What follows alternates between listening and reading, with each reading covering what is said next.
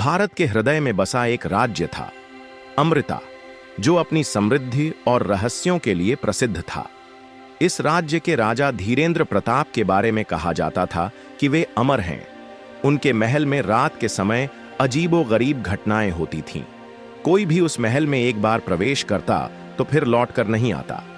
राजा धीरेंद्र प्रताप दिन में दरबार लगाते, न्याय करते और अपनी प्रजा की देखभाल करते। वे हमेशा एक खास माणिक्य मुकुट पहनते थे जिसे कोई छू भी नहीं सकता था। कहा जाता था कि वह मुकुट राजा को अद्भुत शक्तियां देता था। लेकिन जैसे ही सूर्य डूबता, राजा महल के अपने गुप्त कक्ष में चले जाते और अगली सुबह ही बाहर आते। एक दिन एक रहस्यमय यात्री आरव अमृता नगरी में आया। वह इतिहास और गूढ़ रहस्यों की खोज में रहता था। जब उसने राजा के बारे में सुना तो उसने तय किया कि वह इस रहस्य की तह तक जाएगा। आरव ने महल के पुराने रक्षकों से बातचीत की। एक बुजुर्ग रक्षक ने कांपती आवाज में कहा, रात होते ही महल में कुछ चलता है, कोई चीखता है, कोई हंसता है, लेकिन हमने आज तक नहीं देखा कि अंदर क्या होता है। आरव ने तय किया कि वह महल में रात बिताएगा। वह गुप्त रूप से राजा के कक्ष में छिप गया। आधी रात होते ही महल की दीवारें कंपन करने लगीं। राजा का शरीर धीरे धीरे बदलने लगा। उनके चेहरे पर अजीब आकृतियां उभरने लगीं।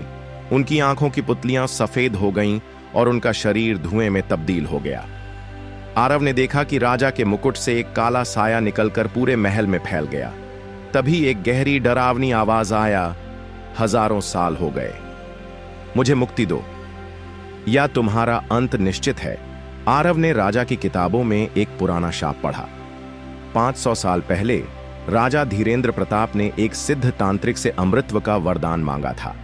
लेकिन वह वरदान नहीं बल्कि एक शाप था। हर रात राजा का असली शरीर विलीन हो जाता और उसकी आत्मा एक भयानक छाया बन जाती। जो कोई भी राजा को देख लेता वह भी उसी शाप का हिस्सा बन जाता। इसी कारण जो भी महल में रात बिताता वह वापस नहीं लौटता।